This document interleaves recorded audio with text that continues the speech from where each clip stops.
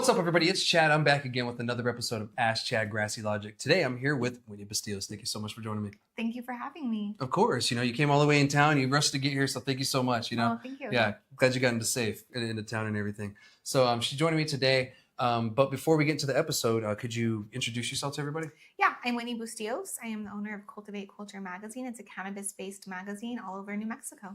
Awesome. Thank you so much. Now, I guess we'll just dive into the episode because we have, obviously a couple other topics and everything we want to talk about. I'll tell you guys beforehand, and I rarely do this. So Albuquerque banned hemp-derived products. That's one topic we're going to talk about. And the last is going to be, I'm sure you guys have seen it, that study about your heart and cannabis use, regardless of edible use or smoking. So we'll get into that and we'll get in the nitty gritty, and I'll give you my 2 cents on that. I know normally I like to have you all kind of come to your conclusions, but I have my own reservations about this study. So stay tuned and we'll get into that. Anyway, thank you so much for joining me again. And so yeah, you do the Cultiv8 magazine thing. That's pretty cool. Thank you. And it's new, right? Of course. Yes. Yeah, it's a newer magazine. That's pretty cool. So before we dive into that, I want to kind of, let's, I guess, jump back in time and go figure out where cannabis started for you. So what got you, I guess, as a cannabis user? When did you start? I probably like 14, honestly. Most of us, to be honest. Yeah. My dad was like a big hippie, and my dad was always just like a big stoner. And so, to be honest, I would just steal his weed. Yeah, I hear that a lot. Yeah. So really facts though, my dad had the best weed to date. Really? Yeah. Yeah. Good for him. Yeah. Good for you, I guess, too. Yeah. Does he grow it? Or did he grow it? He did. Yeah. And in the original magazine, in the first issue, my editor letter, I talk about that. I talk about my dad as an entrepreneur and a business owner and how he inspired me, but also the house that we grew up in. We had like a green room area. Yeah. And by the time I was old enough to understand what we were growing, it was just plants. But when he first built the house, it was for and that's kind of like that argument where racism is taught, and fear is sometimes taught too, especially when it comes to like a plant. Right. Because growing up, if you're just taught that it's a plant, then it's just a plant. Just like anything, there's a lot of other things that you should or shouldn't consume that's a plant. They're poisonous, or it's psychoactive, like certain cactuses. Yeah. I know some people do. But that's one of the things that I try to tell people is it's taught. If you teach the kid that, oh my God, it's scary plant, this and that, but if you just teach them it's a plant, they're just going to see it as a plant. They're really not going to see it past that. Unless you tell them it's drugs, oh no, and you make it this big deal. And Well, my dad's ex-wife, so shout out Susan, because my dad has a whole fan club of ex-wives. She kind of walked me through, because they built that house together before I was born, and they grew together. And she walked me through their whole process about, back then it wasn't legal, and she told me some great stories about them. Of course, getting caught with weed, and getting out of it, and just some really great stuff. But it was never really taboo in my household, smoking or cannabis, right? Yeah. It was just something that you didn't do in public. In public, you had this persona, we were successful and we were, middle upper class, whatever. Yeah. But you didn't talk about it was something you kept behind closed doors. And that's something that's kind of been lost in time with legalization and everything, is the fact that we have come a very long way. We see those memes and everything. It's back in the day smoking, it's oh, I have to go a mile away in the wood line to smoke this and hope I don't get caught. Now it's oh, I guess I'll hit this vape pen in Kmart. It's kind of where it's going. Yeah. In bars in public, people just, their vape pens, or you see them. Today, I was at Discount Tire because I had an incident before I came here with my tire, and there was somebody, I was waiting in the parking lot, and someone to the right of me was just ripping bongs. Straight, in the parking lot, bombing it. I was all right. All right, Albuquerque, I see you. Right. It's all right then. Holy shit. So I'm in Albuquerque. It's all right then. It's no one gives a shit now. That's pretty cool. Yeah, that's interesting. Yeah, it is. And that's what happens when a state goes legal. A lot of the stigmas and everything changes. Right. And it gets less, thank God. Right. But I don't condone smoking in the middle of a parking lot that. But some type, Yeah, if it was just some dude walking down the street with a doobie, whatever. But they have teach their own. Yeah. If that's the thing you want to do, but that's hilarious. I had lollipops in my car, but a straight bong. Yeah. It's dude, all right then. It's you're risking some stuff there, but okay. Each their own. So, but that's cool. So you've been around cannabis your whole life, essentially. It's been a part of your upbringing, and that's cool that you got that side of it where it's just a plant. you know, Right. and like, you know, that's what you grew up and saw. And Now my it's dad more was than very successful, I want to know. So there's this also stereotype around like stoners being like lazy and, you know, and my dad was one of the most hardworking, successful men I've ever met in my whole life. So, Nice. Yeah. I mean, and it's from top down, you know, right. the cannabis usage, you know, it doesn't matter what class you are, what race you are, what age you are. And actually, you know, some of the most heavy users are older people, you know, Right. and Yeah. especially the retired ones. Yeah. You know, my parents, you know, one of their friends, she uses cannabis way more than I do. You know, Yeah. she smokes way more than I do. And I'm like, oh God. Yeah. So it's funny to see, but yeah, the older crowd, you know, they're definitely up there when it comes to the people that use cannabis. I mean, they were like the 60s and 70s Yeah. was like the prime. Yeah, it was. You know, they're always talking about we used to smoke the leaves and everything, and blah blah blah. But you know, it totally looked different back then too. You know, it didn't look anything like it did now. And I was talking about it last week. I was like, it just looked like shit back then. Yeah. You know, like not my dad. Yeah. I have a picture of my dad's in the magazine. It was beautiful. That's good. But yeah, because like most that you see in the pictures of it, they talk about, I'm like, oh God, like that sounds terrible. Like why would you? But yeah, when you grow it yourself, it's a different story. Yeah, and he grew indoors. So yeah. Oh, cool. Yeah. Dang. So he was one of the. It was an atrium. It was an atrium in the center of our house. Our house was built around. Lucky. That's cool. Yeah. You know, and I was gonna say he's one of the original indoor growers because you know like cannabis indoor grows. Mm-hmm. I mean, it didn't start like many years ago, but quite a few years ago. But you know, the guys that started it, a lot of the equipment and a lot of the techniques we use now came from that, and a lot of it came from necessity because we had to hide it. We had to, you know, ensure that it's concealed. Like some people ask me, well, what carbon filters do you use? And I'm like, none. They're like, well, how do you mitigate the smell? And I was like, why do I need to do that? Right. Well, my dad, he lived out like way in Radium. Yeah. And then you'd have to take like a dirt road all the way back. And then there was like a privacy gate that you had to go through. And then there was like another gate you had to go through just to get to his house. So okay. So he was locked. He was left alone. Heck yeah. Yeah, he was locked in. Yeah. Yeah, that's good for him, man. Well, luckily these days we can grow at home and everything. Yeah, so yeah, you know, I'm sure he's smiling down. I had a plant that shout out to Justin over at Dr. Green. Was it hydroponics? I mean, they have the Dr. Green, you know, dispensary, and then they have the Dr. Green hydroponics. Hydroponics, Justin. Yeah, he gave me a plant, like a beautiful plant, and my whole living room smelled like it. Good. Heck yeah. It was nice. Yeah. It's cool going there. You know, see the clones or, you know, get some seeds and stuff. You know, I go there all the time. Shout out to them. You know, they saved my ass many times. He's a great human being. Yeah, he is. You know, they hook it up all the time. But I guess enough for that. You know, like I wanted to get the background. I like to ask people, you know, where does your cannabis background come from really? You know, and, you know, some people it's 10 years, some it's a whole life. You know, like, you know, it's just been a part of it ingrained. Right. So, you know, that's just how it is sometimes. But yeah, you know, let's talk about, you know, the Cultiv8 magazine. Okay. So when did this like idea come about? So to be completely honest, even though it's legal cannabis in New Mexico, I own Cruce's Culture magazine as well. And when the dispensaries were looking for a place to advertise, Cruce's Culture was that platform. Yeah. However, I had a lot of feedback from people that were upset. Hey, we're going to pull our ad. We saw that you're also advertising dispensaries. Hey, we work with kids, so you can't drop your magazines off here since there's an ad for dispensaries.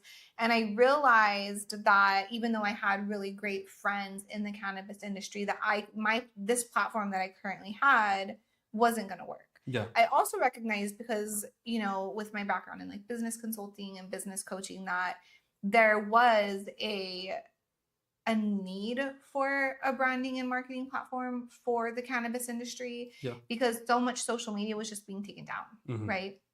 And there wasn't a lot of platforms, especially here in the like southern part of the state. And so that's when the idea came about to just launch a cannabis-based magazine. And I just saw the need for it. I saw something that I could fill as a publisher and with my background, and I just went for it. Nice. Well, congrats. You know, Thank you. That's cool that you noticed and you saw that, you know, and you adjusted. I experienced a lot. Even though I separated them, like the Cannabis Magazine and Cruce's Culture, there's still people that will not advertise in my other magazine just because I'm associated with the cannabis industry still through the secondary magazine, which is okay. Yeah, it's fine. So, And that's their own choice. You know, Right. they're right to do that. Yeah. You know, it's just unfortunate that there's still that stigma, you know, stuck on It cannabis like is. that. It really is. And it took me in the beginning of it, it was some adjusting for me. Mhm. Like I was kind of caught between two worlds of like my professional life and how I conduct myself in public, and then also being related to the cannabis industry and how like I said before, my dad and I was just taught like we're professionals, but like you keep it behind closed doors. And I did that my whole life. Yeah. And now it was like I was telling my dirty secret almost, but it wasn't a dirty secret. I was proud of it. There was a lot of judgment. Yeah. And there still is, you know, Yeah. and that's something that we all live with, you know, as cannabis Right. users, you know, business people. So, you know, I totally get it 100%. Yeah. You know, I've been, you know, a medical cannabis card holder since 2013. And so, you know, even trying to get jobs or, you know, just Right. people in general, you know, will just judge. You wear a weed hat and all of a sudden, you know, all the Jesus people come up to you and want to invite you to the church. And so I'm like, I have I'm an good. article about that. I have an article about that. No way. Yeah, in Huh. the first magazine, Yeah. it's how cannabis in the Bible. Oh, 'Cause okay. I'm Christian. Yeah. And I consume cannabis. I Yeah. am an edibles girl. But yeah, I wrote an article about cannabis in the Bible. Yeah. And Dr. Chavez Yeah. is the one that originally talked to me about it and Dope. showed me in the Bible like Yeah. the different scriptures. And those are stuff. the Yeah. people that approach me are the ones that probably don't know that. You know, Right. like they're just, you know, But it's ignorant just to that ignorance. fact. Yeah, Right. exactly. Yeah, ignorant sorry, to I that didn't mean to fact. interrupt you. Oh, But no, yeah, you're good, yeah, it's just ignorance, and that's something that I just wish people would educate themselves on. Yeah, you know, instead of taking Yeah. the word from somebody, you know, just go read it. Go look for yourself. People do that with scripture in all areas. I know they do. You know, Yeah. like especially when I was in Iraq, there are certain times where we would have like this scripture written out in English or someone wrote it out in English and you're kind of Right. like, well, he said this. And like, no, that's not right. Someone's lying to him because he can't read. Oh, Yeah. okay. And that's like the problem over there is, you know, reading is kind of like, I wouldn't say rare, but it's not as common. You know, Right. so like someone can be duped really easy, you know, like Wow. by Yeah, you know, that's scary. Yeah. yeah, it is, you know, so if you can't read right, please learn to read because it's very absolutely. important, you know, and Yeah. you know, you can a couple of words make all the difference. And, Absolutely. You know, which is And great. also translation. Yes, translation is It's very huge, important. yeah. Yeah. And sometimes not all words translate, so you try to use the best, closest one to it. And, Right. you know, so yeah, there's that whole issue. But you know, luckily, you know, do you put your magazine in another language of Spanish yet? I mean, I just thought of that right now. No, I'm not bilingual. I mean, Okay. I have people that work for me that have brought that up for sure, but Mhm. that's just not something like as of yet that is on the map. There's a lot coming. There's a lot of changes, lots of things we're implementing. Well, we're gonna get into okay, that for sure. I just wanted to get more of a background on your Yeah. business first, for Okay. sure. So, like, where did the name come from? Oh gosh. Okay. So I own, so my main umbrella of my business is Cultured Medias and Publishing. So we do digital marketing, website design, branding, photography. And then I am also a publisher through Mhm. the magazines. And so we had Cruces Culture. And so the magazine was going to be named Canna Culture. Mm. And it wasn't set in stone yet. I hadn't filed anything yet. And someone that wanted to work with me, like put it up on Facebook, like in a group without my permission, I want Yeah. to say. And people came for me, man. Like they came for my throat. And a gentleman out of Florida messaged me and said, "Hey, I own copyrights to it."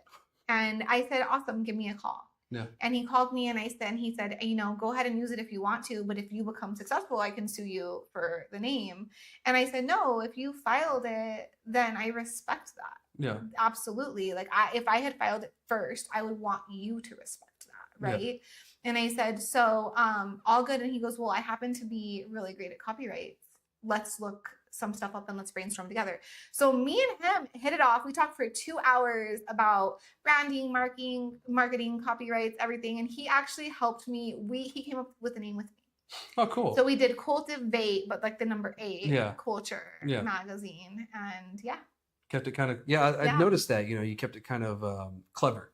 Yeah, right. yeah. I wanted it to still be like Cruces Culture is like CC, like kind of culture with CC. So I wanted to keep like Cultiv8 Culture like with the CC and yeah. So, nice. Yeah. So that's cool. You know, you made a friend out of someone that, you know, could have went the other way. He was a cool guy too. Yeah. I was just thinking about him the other day. Yeah. Give him a ring. Cool. Yeah. You know, I'm sure you have other ideas too. So, yeah. So let's get into that. You know, what are some new things that you're coming out with the magazine with Cultiv8 or just in general? So one of the things that we're talking about doing, and this is like the greatest platform for this, is I'm looking for 4 or 5 artists, Albuquerque, Las Cruces, all over. We're going to be launching in Arizona pretty soon. So Arizona artists, we're going to launch a new t-shirt every time because we print quarterly. Okay. So every time we launch a new magazine, we're going to launch a new t-shirt designed by a local artist. That's cool. And then we're going to drop them on our website, and people can actually go and order their t-shirts designed by local artists. So Nice. that's something that we're working on, is just like merch, but really implementing like local artists. And of course, we'll give them a percentage of whatever we sell out of those t-shirts. We're going to be implementing, we're revamping our entire website. The magazine has always been digital as well as in print.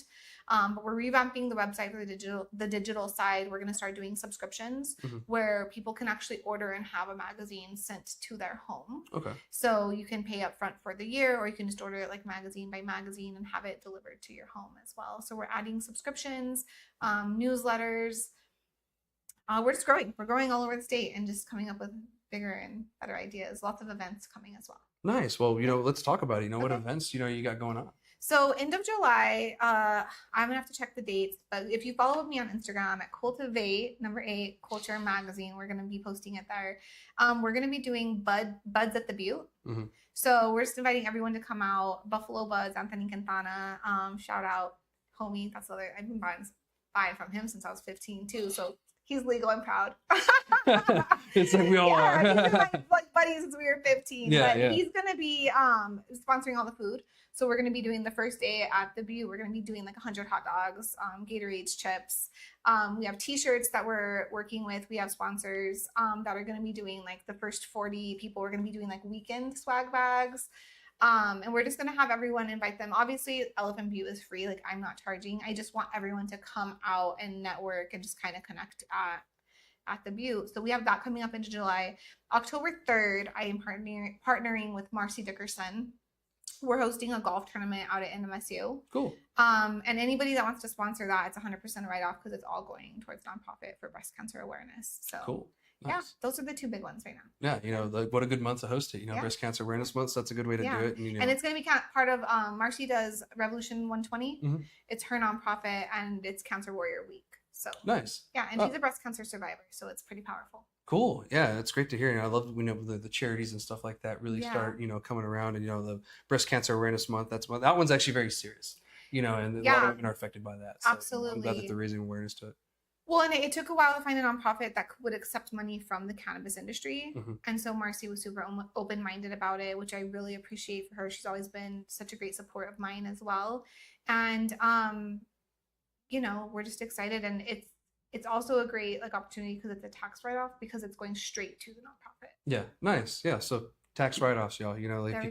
If you figured out a way to do it, I know don't do it through your dispensary, I guess. Is there no tax write-offs for dispensary? You can't, the 280E. Yeah, so the cannabis industry, there's no tax write-offs. Retail side. Retail's the only one that pays 280E I'm gonna have to here in New Mexico. Change my pitch now. Now, some of them have other ways that they do it where they can, and some have other businesses too where they can't accept that. So what type of write-offs can the cannabis industry? So like in regular industries like marketing and branding is a write-off. Is that something?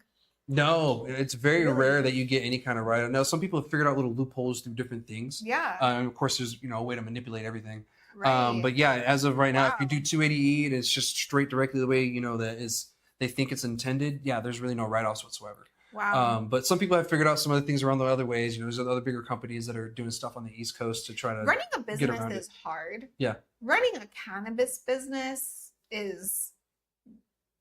It's like what's beyond It's like the game of business on expert. Super expert, hard. Like, why am I doing this? Absolutely. You just have to have so much passion behind what you do to really thrive in the cannabis industry because there's so much red tape. My bank account, just for the magazine guy, has been closed down 2 or 3 times. Yeah, they'll do that. It's ridiculous. Yeah, and I don't sell cannabis. I just receive money from dispensaries for advertising. Yeah. So, but they shut me down. That's ridiculous. Yeah. Mm-hmm. Of course, there's ways some people have figured out to get around that, but unfortunately, trying to be a legit person, it's like, well, damn, I don't want to just go cash only or go that route because you want to make sure you're paying your taxes and doing things right. Right. But it's at the same time, it's like you guys are kind of forcing me to think of other ways, and you may not like it. At the end of the day. Right. And I've seen a lot of people have to go that route.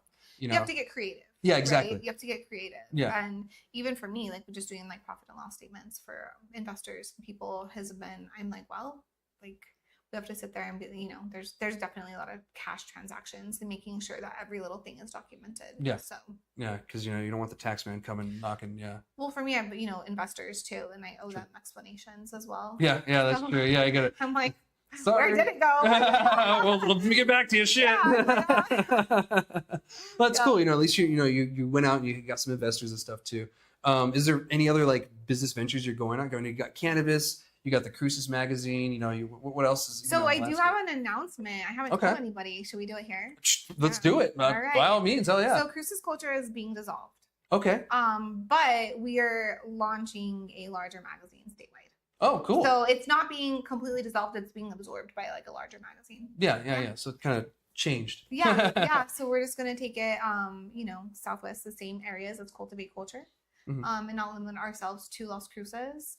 So, and then I'm launching a PR agency. It's called the Profile Edits, and it's literally for personal branding. So for people like you dabble in the cannabis industry and you have other businesses, but you're your brand. Chad is a brand. So the Profile Edits really is self-explanatory. It's a profile editing company that builds personal branding. Nice. And we're launching a publication with that will be biannual, so twice a year.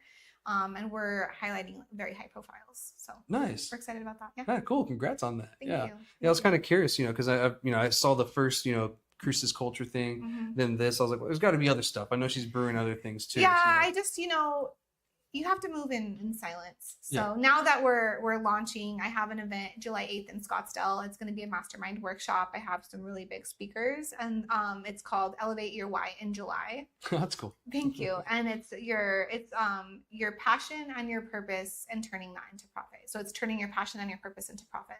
Yeah. And so we're going to do a mastermind July 8th on that in Scottsdale. We have one July 15th in Albuquerque, and then there's one pending Las Cruces, El Paso area. And I'm bringing in phenomenal speakers. We Cool. have a legal agency out of Las Cruces and El Paso that we're teaming up with.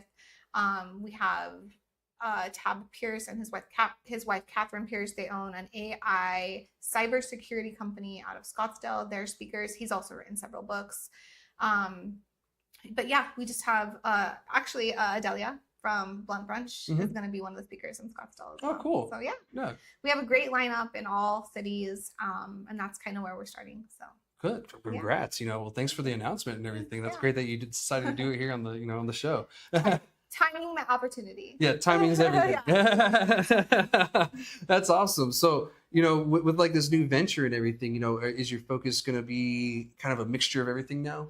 So I have some great new team members that have joined me, and they are kicking butt and taking names. So really, my big baby is Cultiv8 Culture Magazine, and that's where my focus will stay. I have promised investors that as well. But that's my baby. That's where my focus will predominantly be. But I designed it around to where, like, the Profile Edits is just events, and then twice a year there's a publication. Yeah. So it's kind of minimal as compared to a quarterly publication. Nice. Yeah. You know, that's cool to hear. You know, you're just going on different little ventures, little, you know, treks here and there, you know. And I have It three gets bigger. kids. Yeah, there you go. Yeah. So you're a can mom too as well. Yeah, my kids keep me insanely busy. So. Yeah. Yeah, and I hear that from all parents. I don't have any kids myself, but you know, I'm Yeah. an uncle of 4. But yeah, There you you know, go, yeah. I can give those back. Right. I have a great custody arrangement with their dad right now. But Good. yeah, it's where, like, when I have them, like, focuses on them, and then when they go with their dad, I can just buckle down and work those 100-hour weeks. So Nice. yeah. Yeah. Yeah. Those weeks get long for Yeah, sure. yeah. You know, like when they're in school and I have them, then like when they go to school, I work. But then when I pick them up, I have to turn it off and focus on them. But when they go with their dad, I just grind it out. That's hard if you have ADHD, you know, because like even being ADHD, it's hard to even focus in the first place. So then you have to like turn it off and then turn it back on. Like, It is hard, but your kids will check you. Okay, that makes Quick. sense. That's true. I've heard that. Yeah. Yeah. They humble you a lot. What they say, like, there's 2 things that never lie: leggings and children. I'm saying. That's pretty funny. Yeah, my kids don't hold back. So yeah. Yeah, and most don't, which, you know, it keeps people humble, right? Yeah, my daughter will be like, "Can you put down your phone?" And she'll like grab my face and be like, "Can you look me in the eyes?" And I'm like, "Oh shoot." Yeah.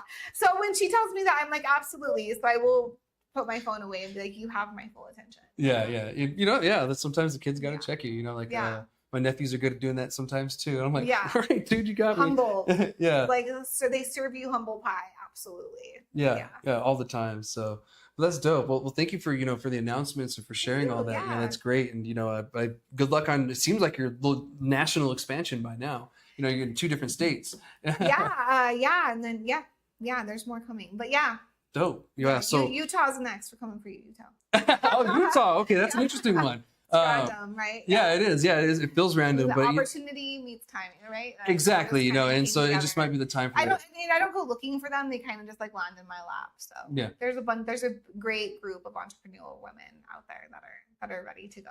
Nice. Yeah, that's cool to hear. And good luck on that one too. It's a beautiful state as well. It's beautiful. It really is. Yeah. I was in the Army with a lot of dudes that were Mormons, and so they all talked about Utah. Yeah. A lot of them were from Utah. I was a little nervous to go there for that reason. Oh, really? Yeah. Oh, they're cool people. But you don't when you get there, you're not like, oh, Mormons. Like you're just there. Yeah. It's like you have this perspective, like you have this perception. Idea. You have this perception. You're like, oh, it's not like that. Yeah. Like what is that book they made us read when we were kids about the Gila monsters showing up at the airport or something like that, or some kind of dragon or something showing up at the airport when you get to Texas, and the kid gets there and it's just regular, and it's like, what the heck? And so kind of shows you it's like, no, you don't have to have that kind of perspective. Exactly. And like my mom told me stereotypes, I guess. Yeah, right? exactly. And my mom used to get asked when they should go to California, do you guys still live in teepees? And stuff like that. Wow. Yeah. Like things like that. So or the famous one, New Mexico's a state. You're from Mexico, you don't speak Spanish. Yeah. It's like exactly. It's like, you speak really good English. Wow, that's great. Yeah. So but anyway, thank you so much for sharing with me. And we'll get on to the rest of the episode. But where can people find you in Cultiv8 Magazine and the rest of your stuff? So first of all, Cultiv8 Magazine is free. It's a free publication. So if you're a dispensary and you want publications dropped off anywhere in New Mexico, just shoot me a DM. Again, you can follow me on Instagram at Cultiv8, the number 8 Culture Magazine. And we can get them into the dispensaries. They're all over, they're downtown El Paso, Sunland, Las Cruces, Alamogordo, Ruidoso. We're expanding to Clovis, Hobbs, Belen, Albuquerque, and we're looking into Arizona. So basically, if you're interested, just shoot us a DM. If we can't get them to you ourselves, we'll ship them to you. But yeah, and then also coming soon, you'll be able to order them on the website and have them shipped to your home. Yeah. Awesome. The subscription thing is smart, because it's expensive to print. It is, but also I can't tell you how many people that are in the magazine, they're like, hey, can we get 100 copies or can I get 20 copies? Because they're excited and they want to share the articles with their family and frame them. And so it's just a way for them to have them specifically shipped to their home and have exactly what they want. Nice. Yeah. And that is a good way to provide it that way. Helps you, helps them. Things cost money. So totally understand. Absolutely. Printing is not cheap. No, it's not at all, especially in color. Yeah. And we do very high end printing, as you've seen. Yeah, I've seen it for sure. And actually, I've been in one of the magazines, the first one. Yeah. You actually did an article on me, so I appreciate that. And thank you. And, that was a really cool experience to be a part of. So I appreciate that. Yeah, we had fun too. A little launch party. Yeah, that was. It was a little fun little launch party. Yeah, we're going to do something bigger soon, but. Cool. Yeah. Well, let me know. I'll announce it and everything. Thank you. So, but thank you so much for joining me. I look forward to keeping this conversation going on some other topics, though. So let's get right into that. All right. So next, we're going to talk about Albuquerque, and I know we talk about Albuquerque a lot. Sarcasm. So Albuquerque decided to ban hemp-derived products. That means Delta-8, THCa, HHC, all those guys that you've been seeing, and the same thing that's going on with Texas and all that with their SB3 stuff. So it looks like the city council in Albuquerque decided to ban these products, which is interesting because it's a city ban, not a state, county, or anything like that. So only Albuquerque is affected by this. And that just means that no one can sell these products in the stores. So like gas stations and stuff like that. So people are essentially just going to be buying this online. Or going like on the outskirts of Albuquerque, purchasing it, and then just going home. Exactly. Going to Rio Rancho, because this doesn't make it a crime to possess it or to use it, just to sell it, so like they're trying to crack down on the hemp thing. And I get that it's very open because there is like no age limit here in New Mexico that's been set. But instead of adding regulations, we're going to ban it. And that doesn't make any sense. And so that's why when I was reading this and I was like, oh, great, now we're going backwards. Because, when we start attacking hemp, it's attack on cannabis. Like any attack on hemp is cannabis because they're the same damn plant. It's just that percentage of 0.3% THC is the only difference of the two. And of course, there's this little gray area that these business owners, these smart business owners, figured out, just like they always do. You know, I tell people, I was like, businesses are going to find gray areas and holes, like no matter what you do. Like when I was trying to explain to people, if we close licenses, they'll figure something out. We already had closed licenses in New Mexico. That's how Swazi got here. That's how the other MSOs got here. We didn't have licenses open during the medical days, but now we do, and they're at least more transparent with us of who they are. You know, before they were trying to fly under these disguises. Oh, we're just a management company. That's all we're doing. We're not owning the license. We're just helping them. And, you know, they next thing you know, they have 30 dispensaries in the state, you know, and you're like, what the hell's going on? So, you know, that's like, it's like one of those things, you know, and this just isn't good for anything. And it's going to be really hard to enforce this. And that was one of the questions, like, how do you enforce this? You know, like you are a city, you didn't set any funds aside for it. There's no training for police to figure this out or to go about it. You know, they're just going to ban it and hope people oblige by it. You know, like how does that work? I mean, so far, you know, what is your thoughts on this so far? Because I mean, it just sounds crazy to me. I mean, when they do inspections, is that something that they would check for? And that it goes down to, okay, who's inspecting? Is it the county? Is it the city? Is it the state? You know, because if it's the county or the state, they're just gonna be like, oh shit. You know, because it's only to the city and the state are the ones that inspect. Yeah, exactly.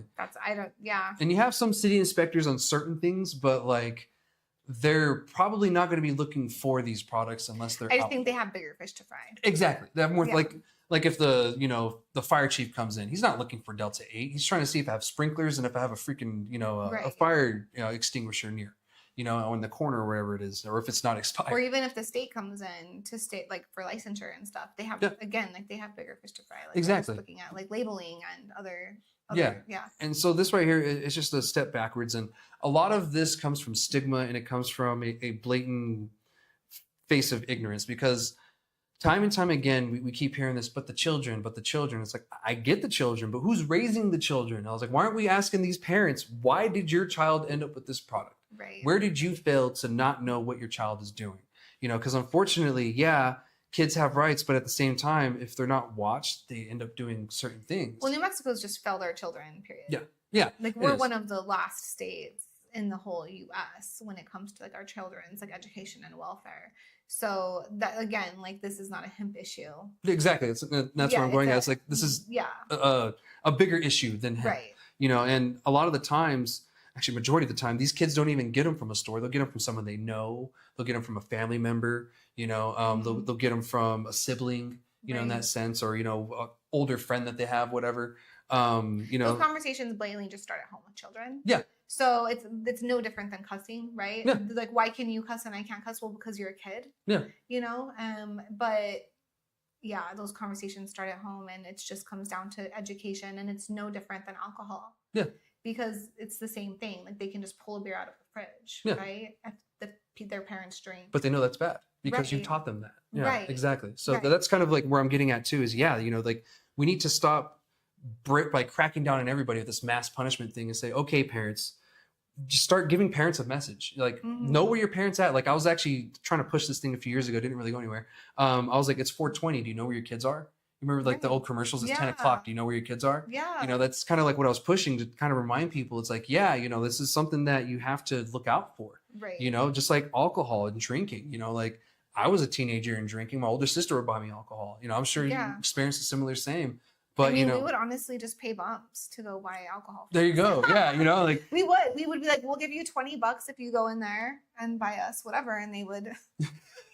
Maybe shouldn't admit that, but that's how we did it. No, and it's actually good to admit that, you know, because like, you know, it shows how loose this is, because a lot of these places that they're blaming the smoke shops, they're blaming the gas stations. I was like, well, these places are supposed to be carding already, you know, like why aren't you setting a standard for age or saying, hey, we have this product? Because I did work for a CBD shop for a little bit that sold these products, and they ensured that we carded people. It's like, we don't want anybody buying this who isn't. And at the time, it was 18, but then they raised tobacco. They were like, we're going to keep it same with tobacco. You know, if you know, if they're coming in and they're 18, it's fine. But then they changed tobacco to 21. And so then we changed it to 21. It's like, we're going to do it to 21 now. And we ensured to card people, you know, because we didn't want kids getting these products, you know. And, you know, like if a parent came in and they're getting something, then, you know, so be it. Right. But Yeah, that's one of the things that I'm kind of shocked at. I'm like, if they're not trying to check to make sure kids aren't getting these products, what else aren't they checking? Are they not checking alcohol and tobacco too? Oh, absolutely not. Yeah. Like and then it comes down to education and parenting. That's what it comes down to. It doesn't come come from the government telling us what to do. Right. Yeah. I mean, how many kids are overdosing on fentanyl? Exactly. There's an entire fentanyl epidemic, especially in New Mexico. Yeah, and it's bad. Yeah. And it's terrible, It's horrible. And the shitty part about that is you can get fentanyl from a doctor. You can get a prescription for it. So not only are we battling it in the streets, we're battling it pharmaceutically. So we have two different, areas that are attacking us. And, the kids are getting it somehow, whatever the way is, mom's prescription or on the street, kids are getting it and it is harmful.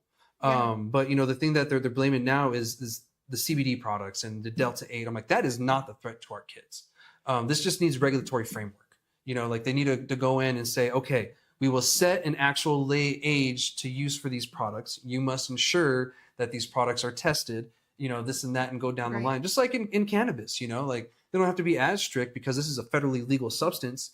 But, there does need to be some state legal framework. And none of these states that are banning it in the areas are really looking towards that. They're just looking for the easiest route and to make people happy. It's like, oh, we're just going to get it away from kids. But what's happening right here doesn't do anything. So what happens if a kid gets caught with Delta-8? There's nothing minor with substance, nothing. Yeah, this only bans the sale of it, so you can't have it at your shop anymore. So if you get caught with this, it's no big deal. That's not. They're just taking away from some of the businesses inside Albuquerque, giving the businesses to the outskirts of Albuquerque, but in reality, changed nothing. Yeah, and this is over $1 billion industry in New Mexico. So we have two cannabis industries in New Mexico that are over $1 billion, and one's the hemp-derived and one's the actual cannabis side. Right. And the thing that kind of upsets me is there's some business owners that are pushed for this, and they say, this is digging into my profits. I don't want this. And that's not fair. That's not how you do business. You don't say, I'm just going to take out every competition there is possible. It's like, well, do better, because this guy that gets Delta-8, he gets it for a reason, because he can go to the dispensary and get regular cannabis. Right. But he decides to go get Delta-8.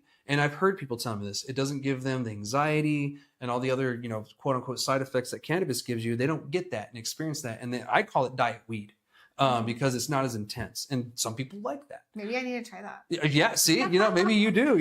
One time I took too many edibles and it was wild. Yeah, I think we've all been there. Yeah, I think we've all been there a couple of times. My mom is like the worst one when it comes to that. Yeah. Yeah, I'll tell her only eat one. She's like, they were so good. I ate 4. That's a problem. Yeah. So whoever is in the manufacturing industry, make a goodie, but I want to go get my medicine and take my actual edible for the medicine factor, but then I also just want a bag of non-medicated that I can just sit there and eat. So have side by side. Yeah, give me a small dose that's medicated and then a big bag that I can just sit there.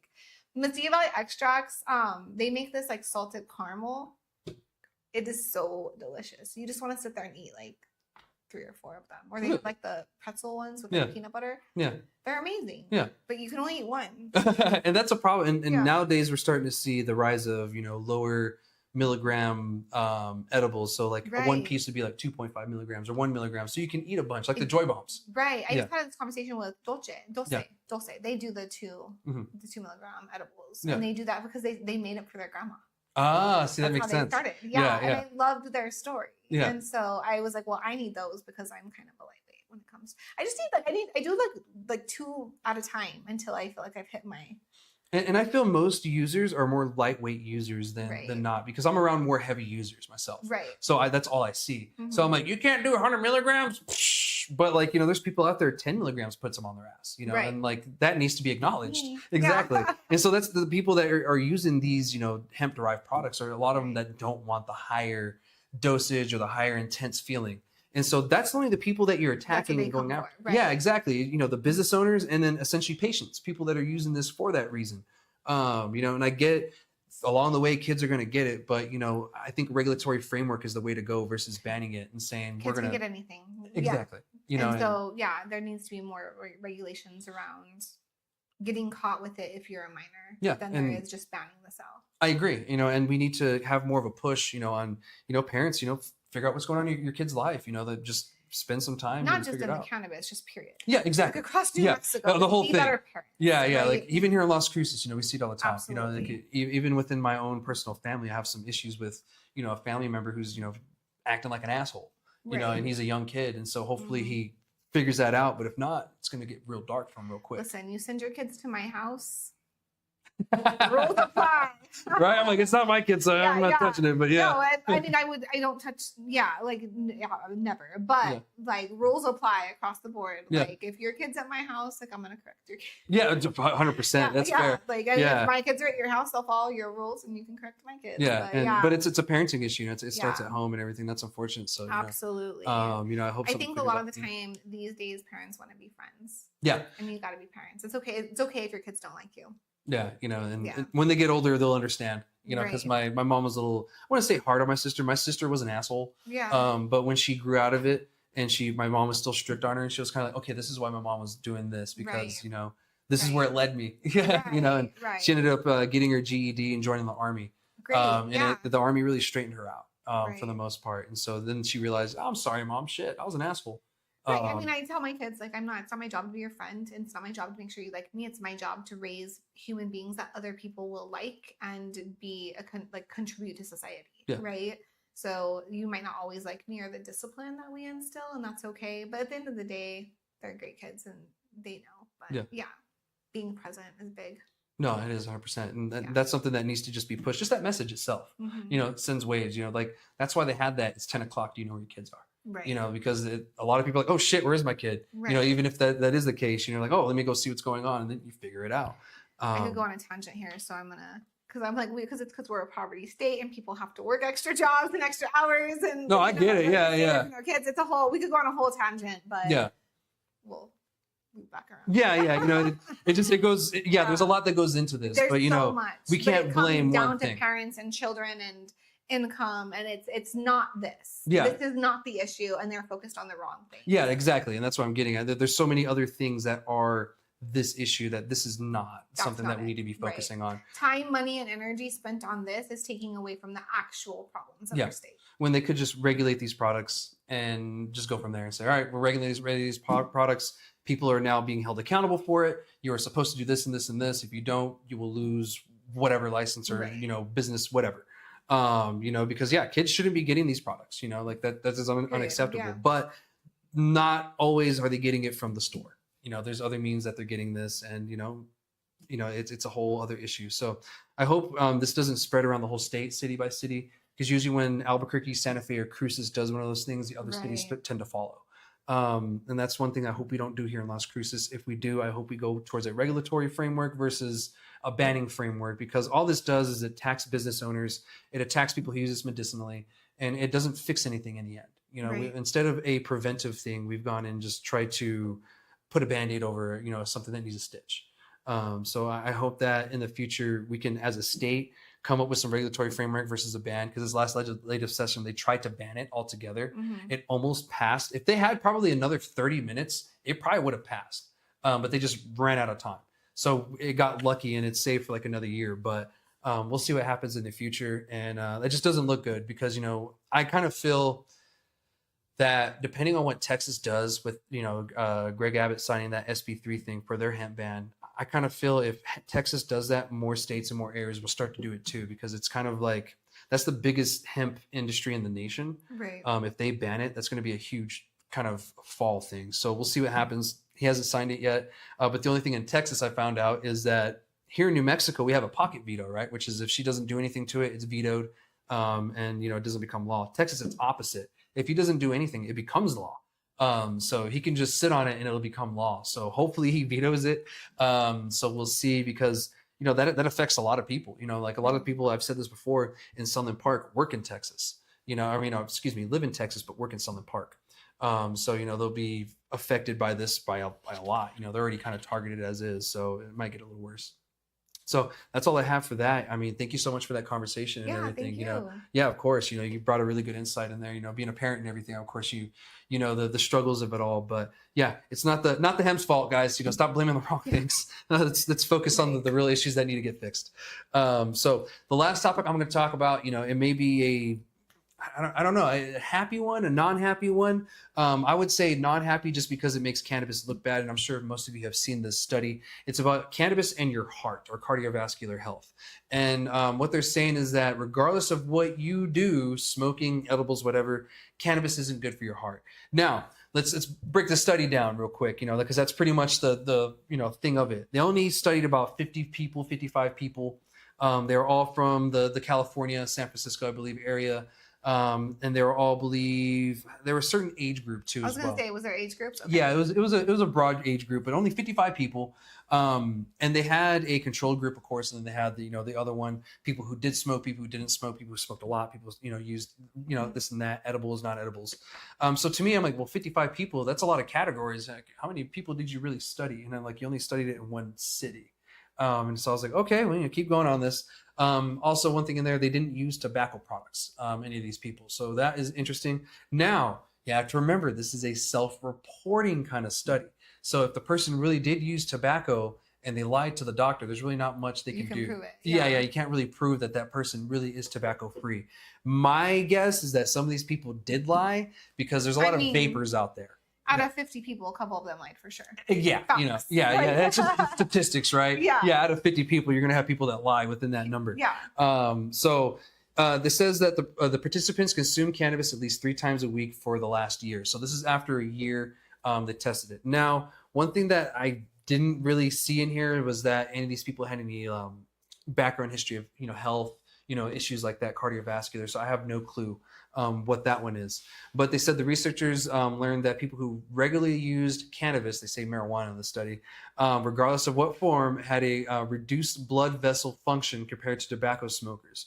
Overall, the vascular function in those who regularly used cannabis was reduced by half compared to those who did not use it. So it just doesn't sound great, but when I hear that, I'm like, well, if that's the case, well, wouldn't we have more cardiovascular issues going on in the country and in the world? Because cannabis is not just a United States drug, it's a national thing. And there's nations like Canada that have legalized it. So, are they seeing an uptick in heart cardiovascular? I also have so many more questions running through my head. For me, when I consume edibles, it's because I'm super stressed out and I can't sleep. So stress and not sleeping is also bad for your heart. Yeah, exactly. So it's kind of like any medication where if you're using this to medicate, there's gonna be some side effects, right? Yeah. So it feels like taking an edible would still be healthier than a prescribed medication. Yeah, and they're not comparing it to any of those in these studies either. It's to tobacco.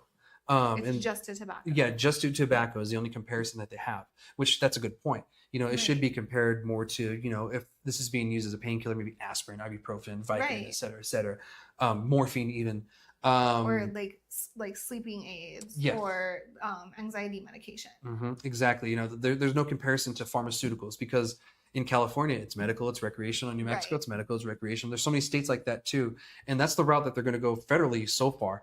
Is the medical route, the Schedule 3 route, which makes it medical. So why wouldn't they want to compare it to that versus tobacco, which has no medical benefits, but it's legal. It's 100% legal.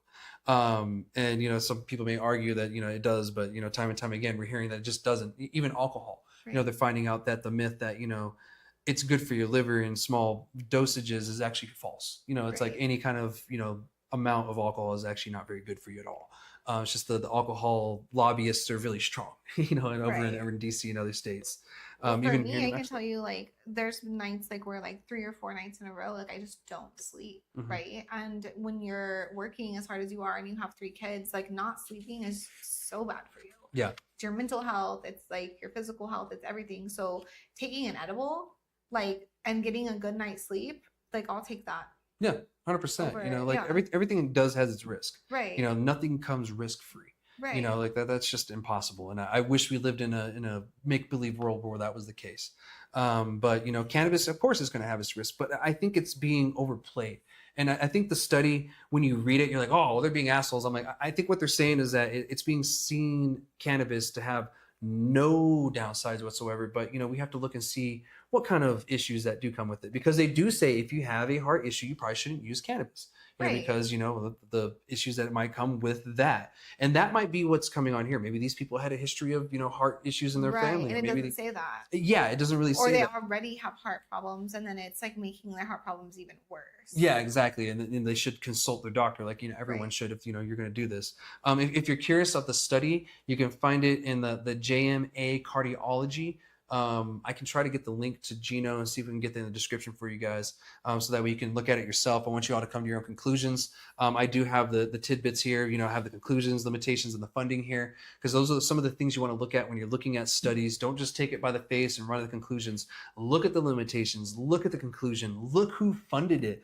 And so in the limitations, I'll read this off to you, is kind of out of place where I wanted to do it, is Dr. Chang, who was one of the doctors that was a part of the study, reported receiving grants from NIH, which is, you know, national something, I can't remember the acronym for it, during the conduct of the study. Dr. Wu, one of the other ones, reported being a co-founder and member of the Science Advisory Board of Greenstone Bioscience outside of submitted work. Dr. Spring reported receiving grants from National Heart, Lung, and Blood Institute, with the U.S. Food and Drug Administration, FDA, Center of Tobacco Products, the California Tobacco-Related Disease Research Program, the USC Berkeley Bakar Fellowship. So I'm going down the list and you're seeing what I'm talking about here. So this study was funded by people who probably have some interest in cannabis not being okay. So that's something to keep in mind. And it's great that they're transparent like this. You know, the fact that, okay, here's some of the limitations that, you know, are in this study. And actually, I probably have that in the wrong place, the limitations. It's good that they have that, but you guys always want to make sure you read that. Funded, like it said some of it there, but it says it was funded by grants from the National Institute on Drug Abuse. And then it says a bunch of numbers, you know, mumble jumble, I might not read that. From California Department of Cannabis Control, and then from the California Tobacco Related Disease Program, and then from NHLBI, the FDA Center of Tobacco Products, from the Ethelyn Works Foundation in memory of Deb O'Keefe, and then the Roy E. Thomas Medical Foundation and the Guter Jensen Foundation. I looked that last one up because I was like, that sounds fake, but it's real. Yeah, I was like, that sounds fake. The Guter Jensen Foundation. But yeah, it's a foundation based off of someone, I guess, who lost her life over tobacco or something like that. But that's the funding. So come up to your own conclusions with that. There have been some studies that are kind of like mirroring similar things. Of course, there's other ones with the psychosis, but some of those have been debunked. So hold on to your chonies. Don't, you know, see this as fact yet. This is just a study. Studies are meant to be scrutinized by its peers, picked apart, and, you know, things like this. So what we're doing right now is a part of the scientific process. You go in, where did they mess up? Where can we do this experiment better so we can get a better result? Because that's the way you do good science. Bad science is when you just see this one study, say that's fact, and then you run with that for 15 years. But within that 15 years, you find out that it was bullshit. So keep your mind open is what I'm trying to say. You know, read this with an open mind. Try not to get too emotional. Try not to have too many feelings on this, and just, you know, throw it out the window. Read everything that you can. Like I said, I'll try to get the link with Gino over here, so that way we can get it to you guys. But, you know, this doesn't look good for cannabis on the surface, but when you really dig into it, you go, okay, you know, there are a lot of limitations in this. You know, you have a group of people from one city area, from one state. They didn't do a whole national thing. It's not a whole global thing. So there's a lot of other stuff that go into it. You know, maybe there's something in that area that's causing this too. You know, like they didn't test people in smaller demographics either. Like, you know, here in New Mexico, North Dakota, they didn't check, you know, maybe Las Vegas, you know, or, you know, even LA, Phoenix, you know, Colorado, Denver. So I'm looking out for studies like that in the future. And I'm thinking that's what's going to be expanded next after this. So that's all I have for this week and for this episode. And before we leave, is there anything you want to mention? No, I mean, thank you so much for having me. And this was really, honestly, insightful for me as well. And this was a pleasure. Thank you. Awesome. Thank you so much. You know, I appreciate you coming on the show. Thank you for sharing your story. And thank you for your insights and everything. I know before the episode, you're like, well, you know, don't be easy on me, but you did great. You know, you had a lot of great, you know, input and everything, and, you know, and you know, gave a really good perspective, especially, I you know, appreciate that. I just get nervous. Yeah. We all do. You know, you got your own podcast. You shouldn't be. No. Yeah. So, but anyway, everybody, thank you so much for joining me, and thank you everybody for watching. And we'll be back next week with another episode of Ask Chad, Grassy Logic, and who knows what the guest will be. So we'll see. All right, guys, we'll see you.